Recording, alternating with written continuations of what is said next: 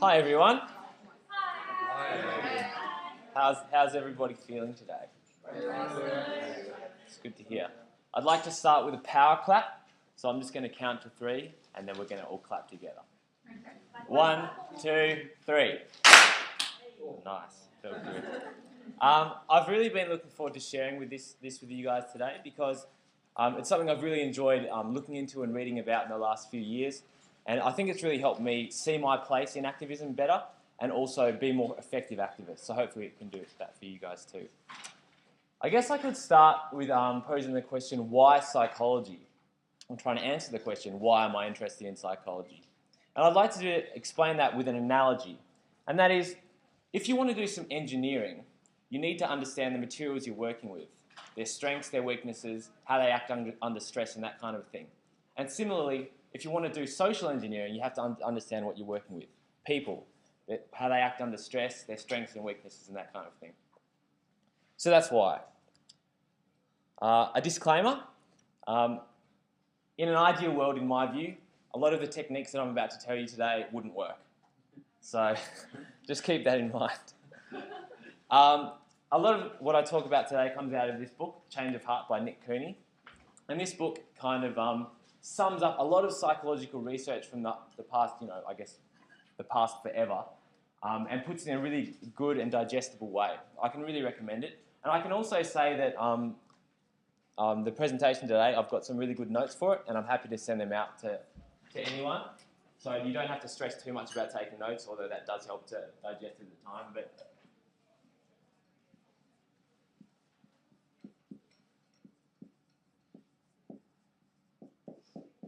that's my email. So if you shoot me an email, I'll send you the notes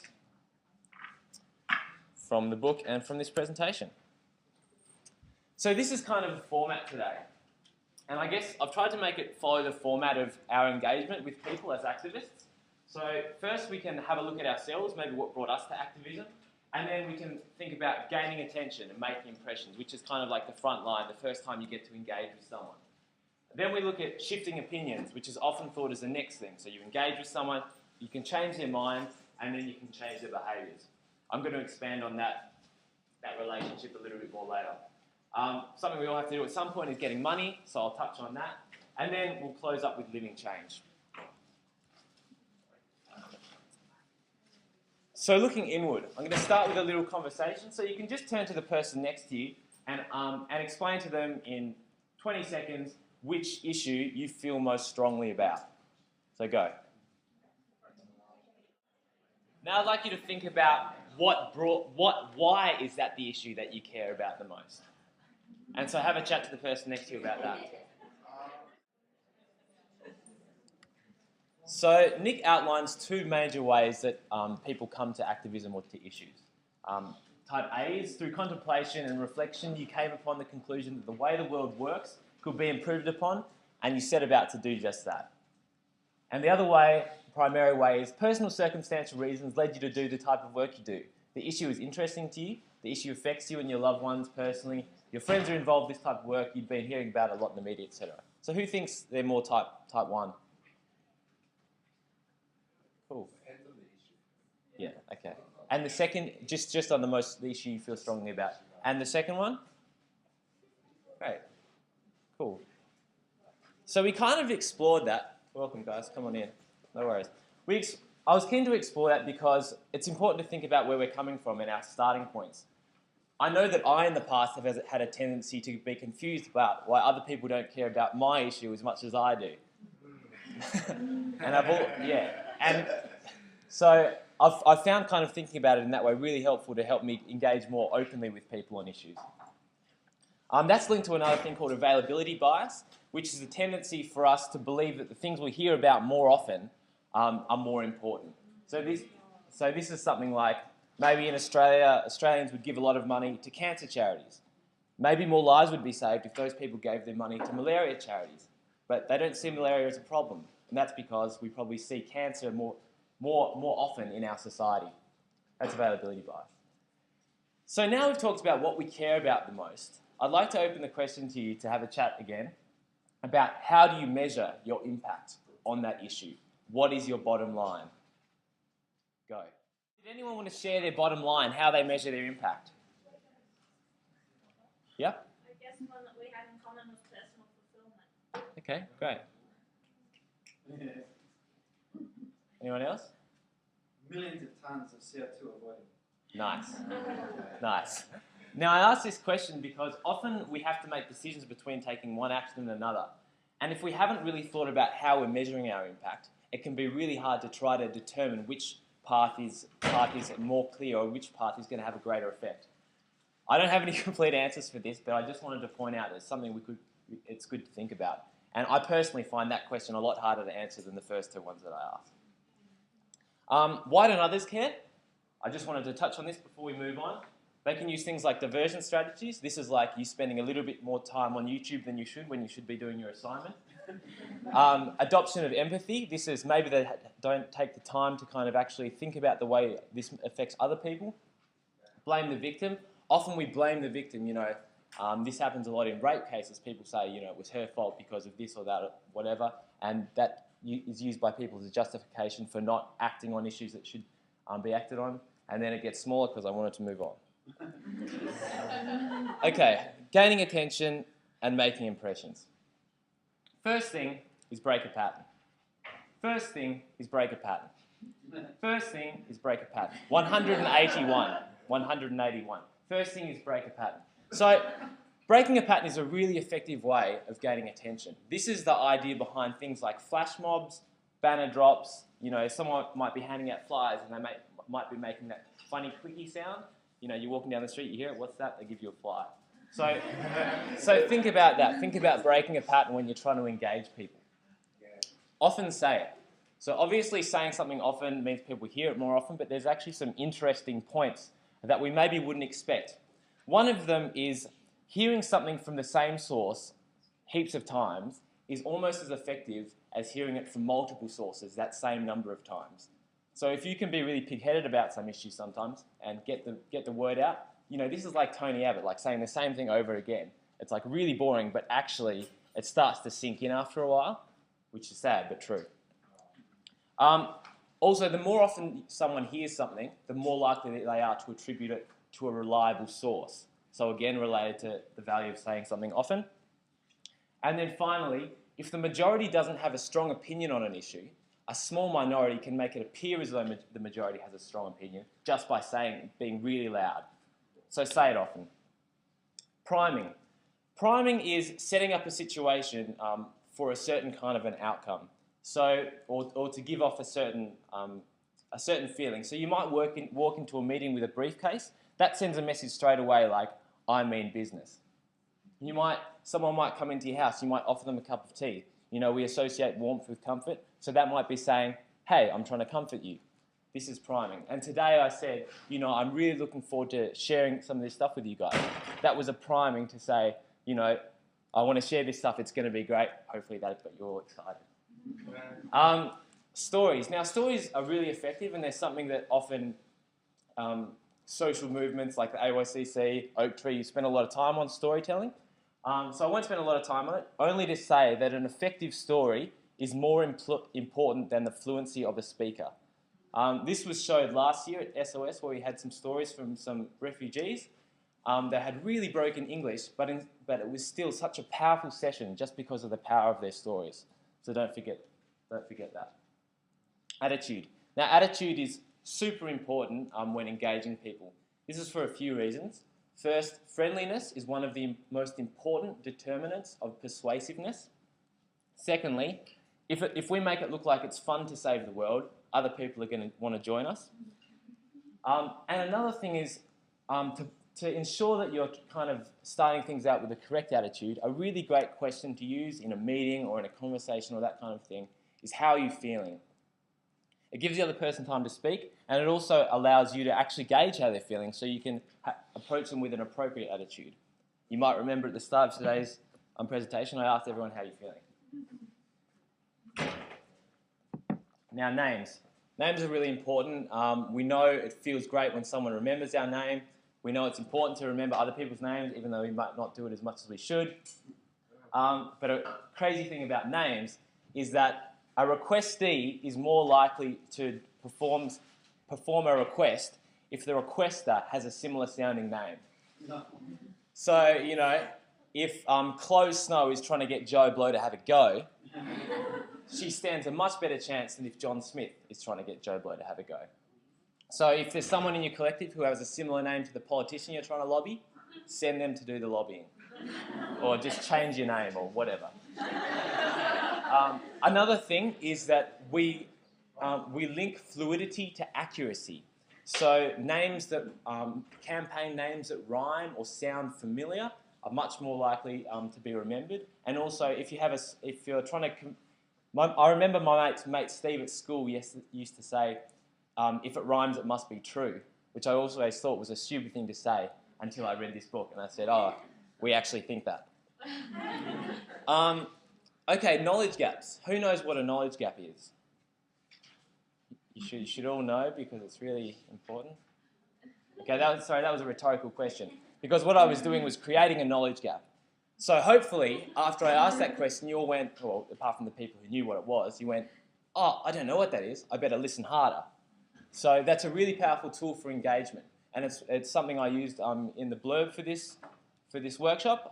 I just posed a few questions like, should you use fear as a motivator? Things like that. And hopefully that made you go, hold on, I don't actually know what the right answer to that is. And that's why lots of people came. Yay. Taps, tunes, and anthems. So this story comes from an experiment. The experiment was people were put in pairs when they came into the laboratory, and then we got to like tap out some tune or whatever in sync with each other. After that activity, one of them was accused by the person running the experiment that they had cheated somehow. But then the experimenter said, but that's okay, you can rectify the situation by doing this weird puzzle. Okay, sounds really weird, but then the person who wasn't accused of cheating was told, oh, and you can help them do the puzzle as well. So that was the experimental group. The control group, everything was exactly the same, except instead of tapping in time, they were told to tap out of time, or they were given a rhythm that didn't actually really work. And the thing that was measured was the time spent working together on the problem at the end. Now, the team who were told to tap out of time, the person who wasn't accused of cheating helped the other person approximately for 1 minute on average. And when they tapped together, the average was 7 minutes. So simply just doing an activity together, like doing a clap together at the start of this presentation, can make people feel, much more together and can really build that kind of sense of community. So think about the things you can do together, songs you can share, things like that when you're trying to build community. Shifting opinions. Traditionally what we think comes after gaining attention or making impressions. But maybe that isn't the case, and that's related to a thing called cognitive dissonance. Cognitive dissonance is the feeling that we get when our values don't necessarily match our actions. It's kind of that feeling, when it doesn't quite feel right. And so we don't like that feeling. We feel like there's a need to do something to change it. But the question is, what's easier to do? Change your behaviour or change your opinion? The answer is it's much easier to change your mind, Just change your mind, change your opinion. So often it's actually more effective to try to get someone to take action rather than getting them to change their mind because their opinion will follow their actions. Framing. Framing is an interesting concept. It's kind of what's used with the good cop, bad cop thing. A good way to explain it would be to say, I don't know if Adrian's in the room, but Adrian Whitehead started a party called the Save the Planet Party, right? So before the Save the Planet Party came around, we would have talked about Liberal here, Labor here, and Greens here in terms of the climate change political spectrum. So we'd say, Labor's in the middle. Save the Planet Party comes in, and they're really pushing for climate change and strong action. They've just shifted the political spectrum. They've changed the frame of reference, and suddenly the Greens and Labor are straddling the middle. So that's the effective framing. Another thing is, there might be forest ferals chaining themselves to trees or doing lock-ons and that kind of a thing, and that changes the spectrum for the community. And they say, and suddenly the activist who might be lobbying politicians or something seems more reasonable than they did before, simply because people are taking more drastic action. So it's always important to think about framing. The rule of reciprocity. So this one is essentially, you scratch my back, I'll scratch yours. An interesting thing is that it also applies to opinions and to conversations. So if you let someone convince you on a smaller point, you might be they're more likely to let you convince them on a larger point or on another point later on. So that's a good thing to let people believe, or to just let them convince you on a smaller point. Another thing about that is that with favours, cash in quickly, because people forget that they owe you. Might sound obvious. Ears are greater than money.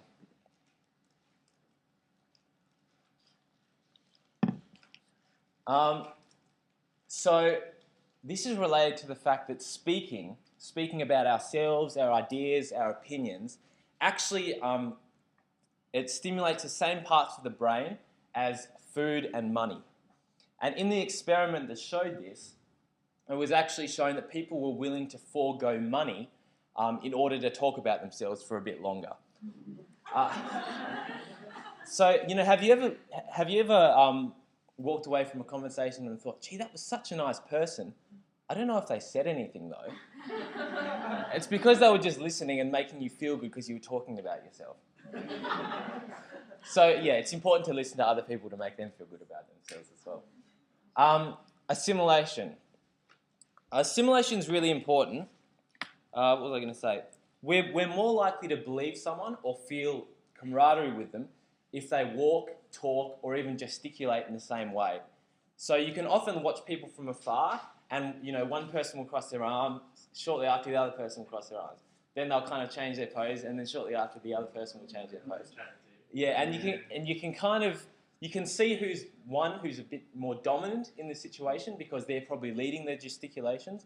And another thing that you can do with these is you can use it, like if you're lobbying a politician or something, you might want to search up what their favourite football team is or something like that, and you can kind of assimilate and pretend, wear a footy scarf or something like that. Probably not appropriate. But talk about that kind of thing and show that you've got something in common. This is related to what Libby was saying yesterday in plenary about we have to look at what's common between us rather than what's different, and build that pool of common meaning from which you can, expand your conversation and work together. Tribalism. We're all humans, we come from tribes, and we all feel this. We all have a sense of us and them. But sometimes when we're doing activism, it's necessary to break down these kind of us and them boundaries. Two ways to do that is to, one, conceptualise yourselves both, or get two different parties to conceptualise themselves as part of a bigger group. A film that does this really well is Earthlings, which is about animal rights. And it says, it's not us humans and those animals, we're actually all Earthlings. It's a really strong approach. Another way is through adoption of empathy. So trying to get each party to see things from the point of view of the other side. Objective outlining. So the question here is, if you're going to make a point, is it better to make the point first, then give your reasons, or first give your reasons and then come to the conclusion? Who thinks it's the first one? Who thinks it's the second one? Okay, everybody's right. Whee! It actually depends on the scenario. So if you think your audience is going to agree with you, you're better off outlining your conclusion and then giving the backup. Because then they go, okay, yep, I agree with this person. Now I'm going to pay heaps of attention to their argument so I can reproduce it later. If you think they're going to disagree with you, then you want to come to your conclusion at the end, or maybe not even explicitly say it at all and let them come to it. Because if you outline your objective or your conclusion at the start, then they go, I disagree with this person, and they're just going to be making arguments in their head against everything you say from then on. Confirmation bias. So I noticed this in myself when my parents bought a new car. They bought a VW Golf, and the next day I was like, man, there's so many VW Golfs around these days. Between the time that my parents hadn't bought the car and when they had bought it, the number of Golfs on the road obviously didn't change that much. But my idea of how many Golfs were on the road had changed, and therefore I started to notice things that backed up my conclusion. This is part of the reason why, climate denialism can be so prevalent, because those who deny it manage to only take notice of the facts, or not that they're facts, but the information that backs up their conclusion. So we have to try to always approach issues with an open mind and always being aware that confirmation bias could be affecting us. No agenda. It's really useful sometimes to present on an issue as if you don't care about it. Why? Because if someone sees you really passionate about something, they think you've got an ulterior motive or something like that, and they can find your argument to be less convincing. However, if you just stand up there and you're a scientist and you say, if CO2 reaches 350 ppm, we have a 50% chance of getting 2 degrees climate change, and then this will cause this effect, this effect, this effect. They're like, oh, well, that guy doesn't care, and he's still saying it, so it must be true. So it's important to think about agenda. Okay, ego. Ego can often get in the way of both ourselves communicating well and other people communicating well. A few things you can do to get around that. One thing is, if you're in a meeting and you think you've clearly outlined your points, but you don't feel like the other party is coming to the conclusion or stating the conclusion that you think they should be, it can be helpful to say something like, I think I've clearly communicated what I wanted to say. I'll leave the decision with you. What that does is it gives the other party the opportunity to go away and then to come back to you and say, I've thought about it and I've decided that this is what should happen. And often it can be a lot more effective than keeping on pushing for a decision in that meeting. So we can keep that in mind. Another thing is people often find it easier to be convinced by something that is in written form by someone who they don't know than if it's told to them. An example of this was I went to a conference with my friend Patrick. I'd been talking to Patrick about veganism for quite some time, but he was always like, oh no, I could never give up cheese. Then we went to this conference, there was a Why Vegan pamphlet on his chair, and he sat down and we were in a presentation, he kind of flicking through it during the presentation. At the end of the presentation, we stand up to go out and he turns to me and says, Ollie, I'm going to go vegan now. And I go, oh, why is that, Patrick? Why now? You know, I've been telling you about all these issues, and why the pamphlet? He's like, no, Ollie, it wasn't you, it was a pamphlet. And so I thought that was a great example of that. Another thing is it's really important not to point out hypocrisy in people. It just never goes down well. So try to avoid it and try to just provide them with the correct information. Don't deny it. So I guess you might be in an interview or something and someone might say, but isn't it true that some of the global warming is due to sunspots or something like that? What you want to do is just assert the correct information. You know, well, actually, global warming is primarily and overwhelmingly due to anthropogenic CO2 emissions. Why is that? It's because if you repeat their sentence, you're actually giving the audience a chance to hear that point again. Even though you preface it with no, they still hear what you say. So this is related to the often hear it before. So don't deny it, just insert the correct information here. This is also important to think about when you might be doing an informational pamphlet. Often the format is true or false, blah, blah, blah, false or true. These are really good for short-term comprehension. If you test the person an hour later, maybe even a day later, their comprehension of the information can be really accurate. But if you test them in, say, a month or so, what tends to happen is their opinion or their belief reverts back to the original opinion, but they're even more sure about it because they know they read a pamphlet on it. So true or false isn't a very good way of communicating information. Guilt. Is guilt a good way to get people to engage with an issue? No, just don't do it. The more you try to use guilt, persuasiveness drops. So keep that in mind. Message discrepancy. So this is about finding the balance between asking someone to make a change that's possible and asking someone to make a change that's appropriate. This is a challenge we're always facing in activism. You know, perhaps it's best for the wood chopper who chops down 100 trees to stop chopping down all trees, but perhaps he's only going to make it. But if you ask him to stop cutting down all his trees, he's not going to make any change at all. But if you ask him to cut down 90 instead of 100, he might actually make a difference. So this is just something to keep in mind when we're trying to find that balance. Psychological reactance. We're a bit short of time, so I'm going to skip over that point. Okay, what happened when I said that? Did you want to hear about that point more? Okay, so that's what psychological reactance is. Okay? It's the tendency for us to value information more when it's withheld from us. So if you're running a workshop or something like that and someone asks a question and you really, you just hate what they say or it's just completely unhelpful, if you brush over it or, brush it under the mat, the audience will have a feeling like, hold on, like I think that person should be heard. They must have had something really valuable to say. So it's actually important to, address it, give it the time that's required, and then move on. Psychological reactance. The recency effect.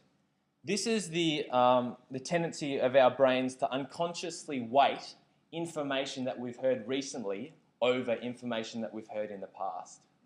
So if you're maybe in charge of awarding a grant applications or scholarships, just keep in mind that you're more likely to award it to people those applications you've read more recently than in the past. So you're more likely to remember the good points from the ones you've read recently than the past. This actually came up for me in a decision that happened over the last few days. There was a consensus decision-making process, and a couple of relatively outspoken people spoke for one side of the argument towards the end of the debate. And I think that probably meant that there wasn't... We ended up going with the decision of those people, which was also supported by some but not all. But the other side of the argument was represented more at the start of that consensus as we went around the circle. And I feel that I should have been more aware in that scenario of the recency effect and the fact that my brain was weighting the arguments of those who spoke last, and I had kind of already forgotten about those who spoke first. So it's a really important thing to remember.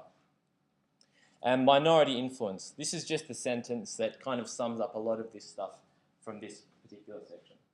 A minority opinion is more likely to be accepted if the group has a consistent behavioural style, when the message can't be attributed to self-interest, when they agree with the majority on a side point, when the message is relevant to them, when you cause the listener to be less confident about their own knowledge on the issue, when you point out similarities between you and them, or surprise them by agreeing with them on issues that they don't expect you to agree with them on. Or, finally, by pointing out that their view is shared with people with whom they would not like to be associated. Yes? Do you think that is something that might have been driving Clive Palmer's recent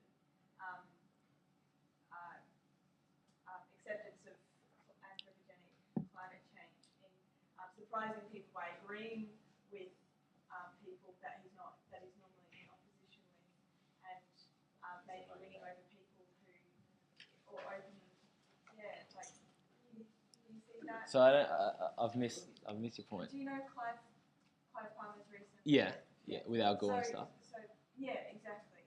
And so here it says surprising people by agreeing with them on issues that they don't expect you to agree with them on. Okay. I'm just wondering if you think that's a psychological, like if that's tactic. A tactic for him. Yeah, if this is Yeah. his tactic. Yeah, possibly, because, and then he's doing that in order to convince us of something more to his benefit later on, like he believes in climate change, but he still thinks he can, dig up the Galilee Basin or something like that. Yeah, possibly. Alan.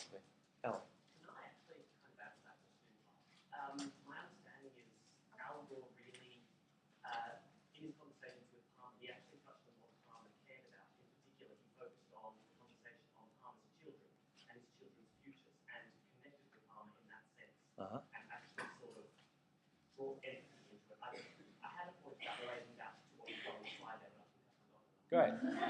Probably elaborate. So that'd be related to that point I was talking about in terms of assimilation. So you're finding out the football teams, they like finding out the names of their kids and what their kids' hobbies are and those kinds of things. Awesome.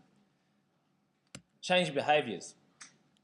A few things to think about when we're trying to get people to change their behaviours. First off, is it a big or a little deal?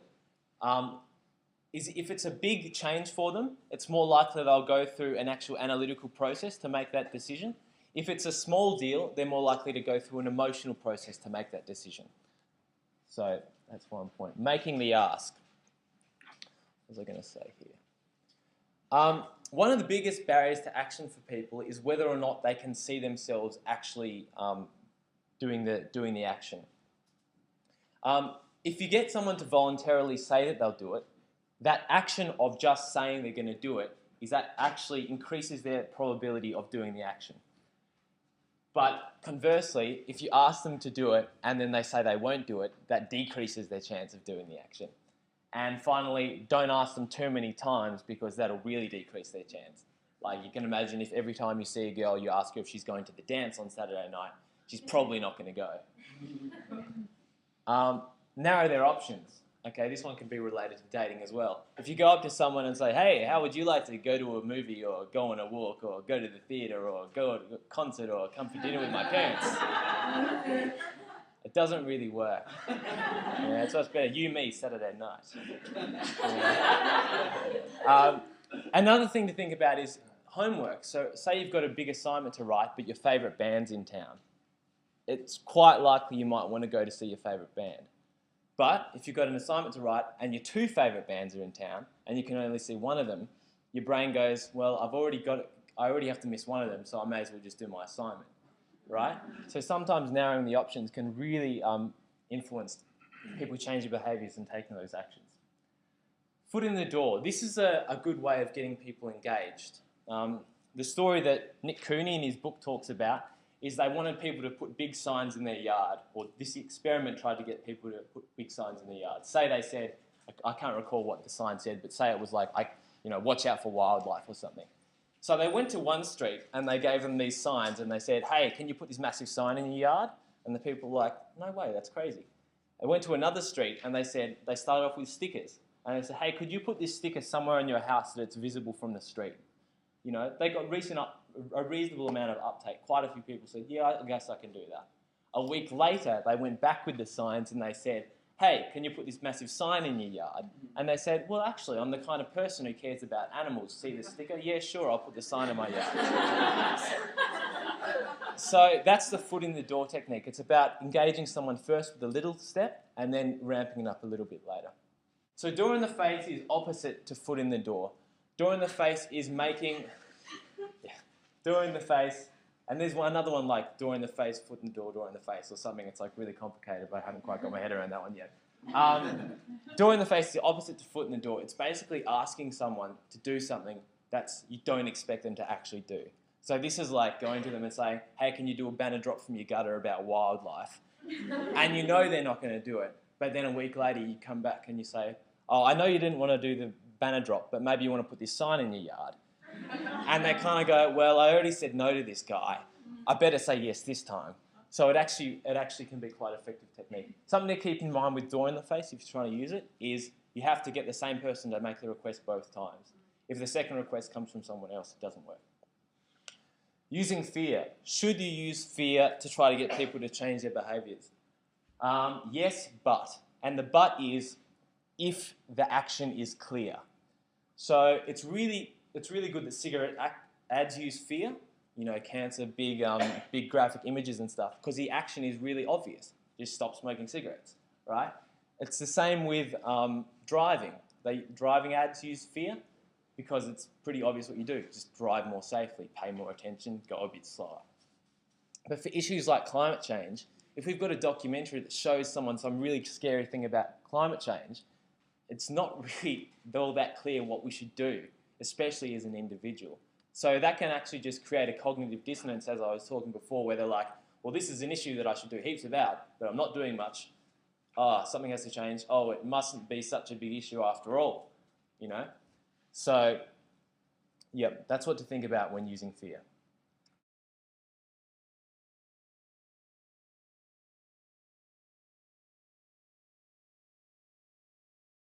Okay, that's interesting. So maybe that suggests that it isn't as effective with cigarettes and driving because it only works for a little while. And I know that I've spoken to smokers and they're like, yeah, you just stop noticing the pictures after a while. Yeah. So, yeah, great point. Cool.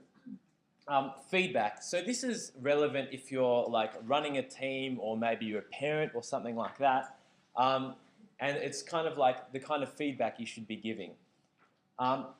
If you tell if you tell your kid that they're really smart, then they can have a thought like, well, wow, I'm really smart. I get praise for being smart. And no matter what I do, I'll be smart. Therefore, no matter what I do, I'll get praise. And they can actually start being quite lazy. Whereas if you say, wow, great job, you worked really hard, excellent effort, then they'll say, oh, I get praise for working hard and putting in effort, therefore I should work hard and put in more effort so I get more praise. So it's quite valuable to praise for effort rather than innate abilities.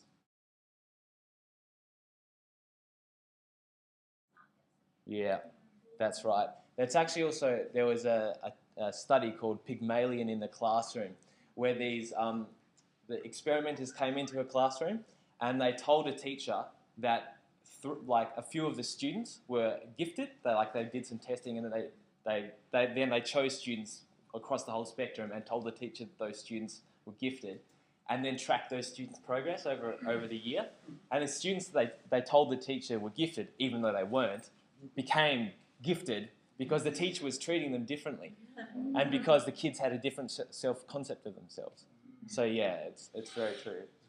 It can have a big effect. Prompts. Just a quick thing. Prompts are, if you want someone to put their butt in the bin or something like that, just put prompts as close in time and space to the action as you possibly can. Eyes and mirrors. This is a type of prompt. So say you've got an honesty system, like you're trying to sell some chocolates or something like that, but you can't always be there to attend to stuff. What you can do is you can put a picture of some eyes on there, or you can put a mirror on there. So what eyes does is people, as they're going to maybe think about stealing the money that's there, they have a feeling as though they're being watched, and so they're less likely to do it. And a mirror, as they're walking up, they see themselves, and then they have to question, well, am I really the kind of person who steals stuff? So eyes and mirrors can work. I guess so, they're the same thing, yeah.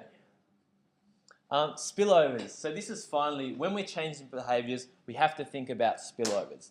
So, if your goal is to reduce, tons of CO2 emitted, and you aim to do that by helping people install solar panels, but you tell them to install the solar panels because it's going to save them money, what might happen is they save money and then they spend that money on an overseas holiday, and overall you get a spillover effect and you get more CO2 released into the atmosphere.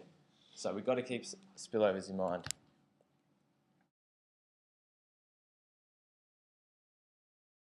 I don't know.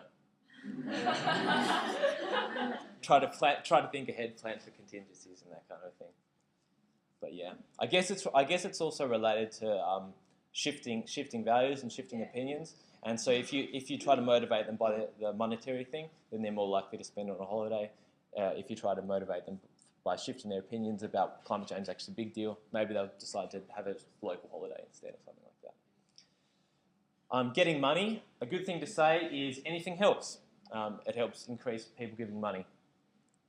Related to these next 2 points, I used to run a documentary evening every week, and it was like a fundraiser as well. And I noticed a really big difference between when I showed emotive films, which people would just be crying money at me, versus analytical films that were kind of like about critiques and that kind of thing. So it really made sense to me when I read this book, and it kind of explained how engaging the emotional side of people is a great thing to do before you ask them for money, because they'll be more generous.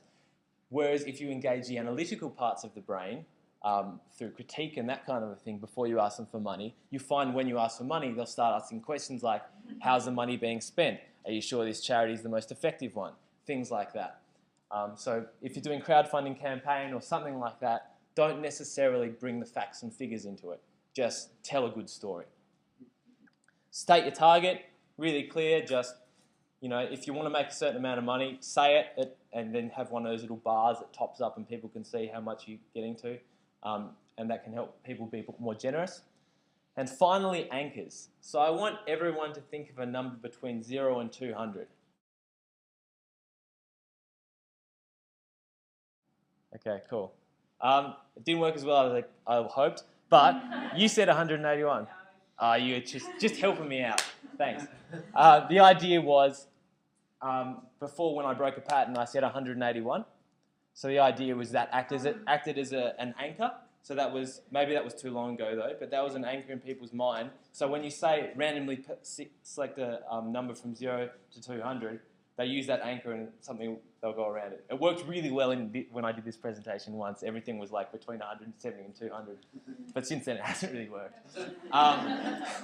But you know, we can use this like if you're trying to get someone to fill out a donation form or something, and you want them to donate $25. You know, there might be you might be able to place a 25 somewhere close to the like how much would you like to donate thing, or you might like make it on page 25 of the document or something like that. And because people are always looking for references to make decisions. I think it would work overtly as well.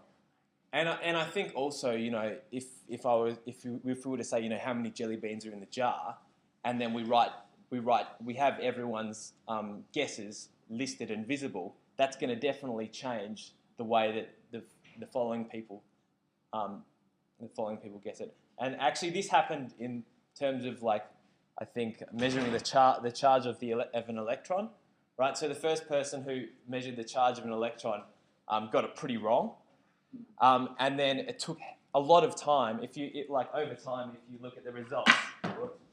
If you look at the results, it's like, this is time and this is the charge. We're here and it kind of goes like this. And then suddenly someone measures it right and they actually have the balls to publish the proper results. And it goes here and then it's like this. So, you know, all these people using the previous results as anchors, but that was just the wrong thing to do and bad science. Finally, living change.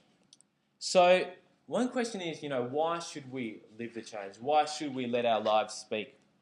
A good answer to this that I've found is degrees of influence.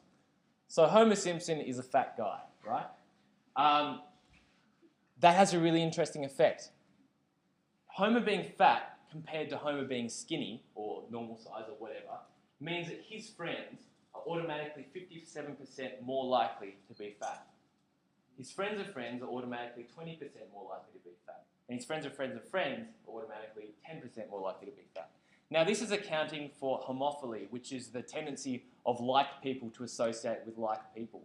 And the study that I was reading about specifically related to obesity, which is why I talk about Homer being fat.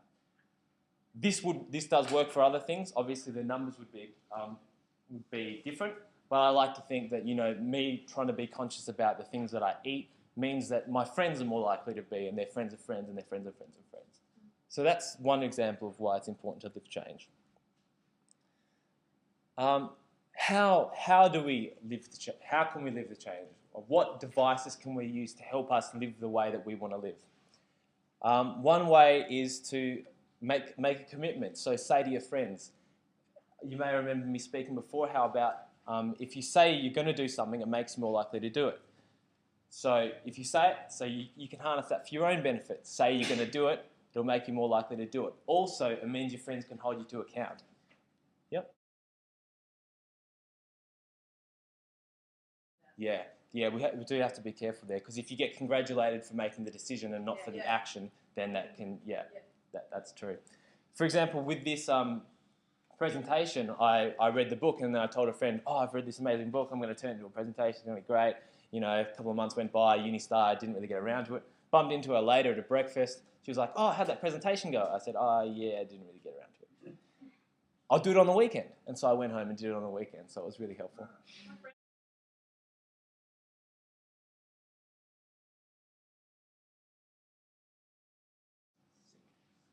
Cool.